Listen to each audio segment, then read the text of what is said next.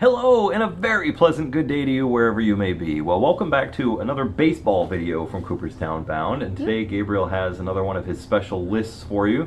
This ought to be really interesting, and I have to admit that he and I do not totally agree on this one. You can tell them after I'm done. No, I know, it's all good. This is your video, and this is Gabriel's list, and we know you'll agree to disagree. So we bring you, what are we bringing, Gabriel? The top 10 pitching seasons of all time. So we did the top 10 hitting seasons of all time. And so I said we were going to do another part. It's been a little while. Hopefully you remember that list, but same concept, top 10 pitching seasons of all time. I do have to say, I set criteria for this list. Every single one of these pitching seasons are from 1920 or after, actually 1940 or after, but if they were just from any time in baseball history, then it would be like all dead ball era. And I included steroid guys since there's not a lot of pitchers who took steroids. There's actually only one person on the list who took steroids. So, yeah, we're going to kick it right off, starting with number 10, and that's going to be Roger Clemens in 1990. Now, a lot of people think of Roger Clemens as a guy who took steroids, obviously, and his 1986 season, but his 1990 season with the Red Sox, in my opinion, was a little bit better. He went 21-6 with a 1.93 ERA, 209 strikeouts, and in 228 and a third innings pitched.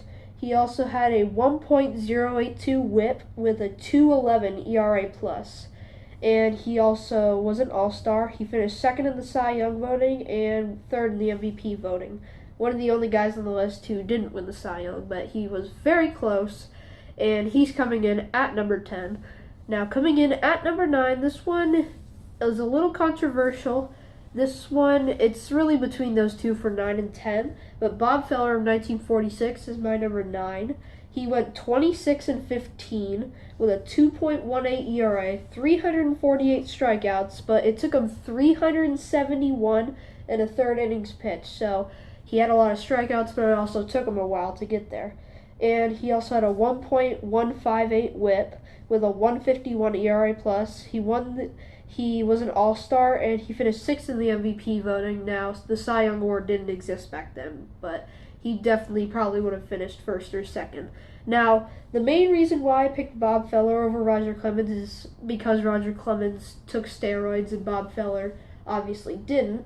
And also Bob Feller, he had a better record, which I know that doesn't really matter, but he had more strikeouts, even though it took him longer.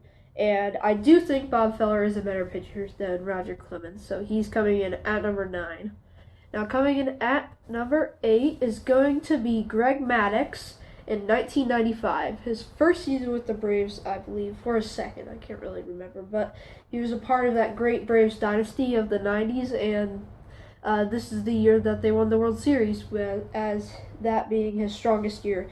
He went 19-2. He only lost 2 games that whole season with a 1.63 ERA, 181 strikeouts, as he was not like a power pitcher, and 209 and 2/3 innings pitched. He also finished with a 0.811 WHIP and a 260 ERA plus. He was an All-Star. He won the Cy Young. He finished third in the MVP voting, and he won a Gold Glove. As you might think that, why is he not a little higher on the list? Well, Greg Maddux, he was a great pitcher, but some of these seasons that are after him are crazy. So he's coming in at number 8. So now coming in at number 7 is going to be Denny McLain in 1968. Now, a lot of you might not know who Denny McLain was. He's kind of like Roger Maris. He's kind of like a 1 or 2 year wonder. But he was most famous for his 1968 season, where he went 31-6, the last pitcher to win 30 games in a season. And he finished with a 1.96 ERA with 280 strikeouts and 336 innings pitched, a 0.905 WHIP, 154 ERA plus. He was an All-Star. He won the Cy Young, and he won the AL MVP in the year of pitching, of course. That was just an insane year for pitching, and he won the World Series with the Detroit Tigers that year. So, Denny McLain, 1 or 2 year wonder, however you want to consider it, but he is coming in at number 7.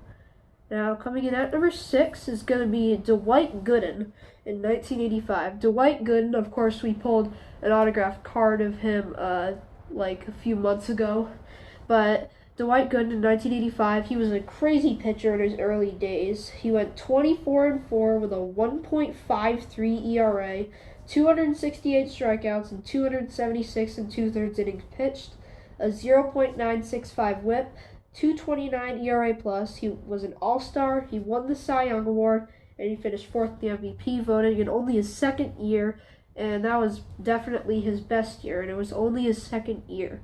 So Dwight Gooden, of course, he kind of ruined his career because of drugs, but he had some crazy seasons, and 1985 was one of them. So he's number 6. And now coming in at number 5 is going to be Steve Carlton in 1972. Steve Carlton, really one of the only pitchers on here who pitched for like a really bad team, as in 1972 he went 27-10 as the Philadelphia Phillies team that year won only 59 games and he won 27 of them, and he finished with a 1.97 ERA, 310 strikeouts, and 346 and a third innings pitched.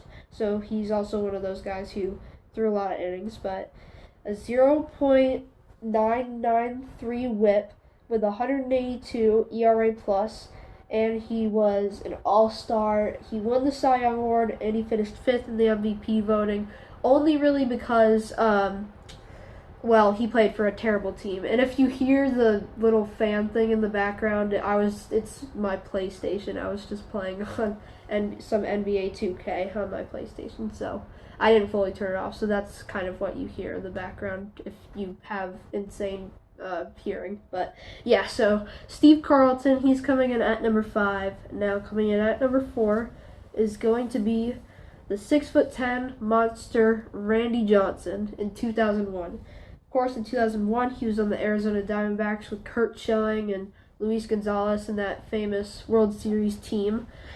And Randy Johnson that year, he went 21-6 with a 2.49 ERA, which is a little worse than some of these guys, but that's only because he pitched in the steroid era, and 2001 being straight in the middle of it, one of the craziest years in baseball history. And he had 372 strikeouts, which is, I believe, like 3rd on the all-time season list for the modern era. But he struck out 372 batters in only 249 and 2/3 innings pitched, a 1.009 WHIP, 188 ERA plus. He was an All-Star. He won the Cy Young, and he finished 17th in the MVP voting, only because that year was crazy in the NL with, like I said, Luis Gonzalez and Sammy Sosa and Barry Bonds with his 73 home runs that year. So Randy Johnson, the 4th best pitching season of all time, in my opinion. So coming in at number 3 is going to be Sandy Koufax, the Jewish kid, in 1966. His final year, actually, probably the best final year to his career ever. As in 1966, Sandy Koufax went 27-9 with a 1.73 ERA, 317 strikeouts, and 323 innings pitched, and he had a 0.985 WHIP with a 190 ERA plus.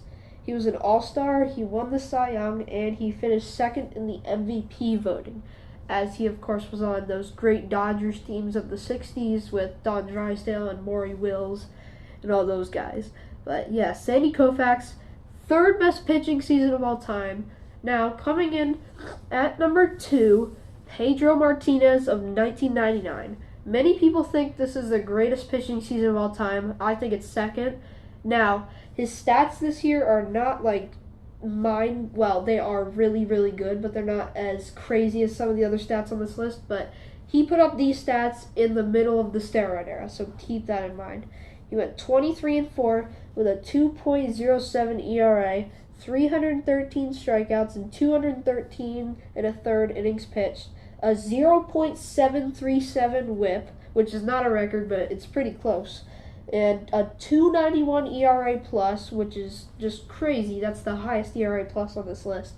And He also was an all-star. He won the Cy Young, and he finished second in the MVP voting, as Pedro Martinez was the best pitcher of that time besides maybe Randy Johnson or Greg Maddux. But he's coming in at number 2, and coming in at number 1, the greatest pitching season of all time, in my opinion, is Bob Gibson in 1968. Bob Gibson in 1968 had a historic season. He went 22-9 with a 1.12 ERA, which is a record for the modern era. He struck out 268 batters in 304 and 2/3 innings pitched. And he also had a 0.853 whip with a 258 ERA plus. He was an all-star, a Cy Young winner, an MVP, and the Gold Glove winner, as 1968 was the only year ever where in the MVP race, both MVPs in the AL and NL were both pitchers, with Denny McClain and Bob Gibson. So, Bob Gibson, 1968, the best pitching season ever, in my opinion. And there you have it. And now we're going to talk about some things we disagree about. Well, the only thing that I was going to say is I do agree with a lot of Gabriel's list. I would throw, and Gabriel and I talked about this ahead of time, I would throw Clayton Kershaw's 2014 season on the list. I think that's hard to keep it off. I'd probably get rid of Roger Clemens' 1990 and get Clayton Kershaw on there somewhere. He was, I believe, 21-3 in 2014. He had like a 1.77 ERA, and he had over 200 strikeouts, and never known as like a huge strikeout guy.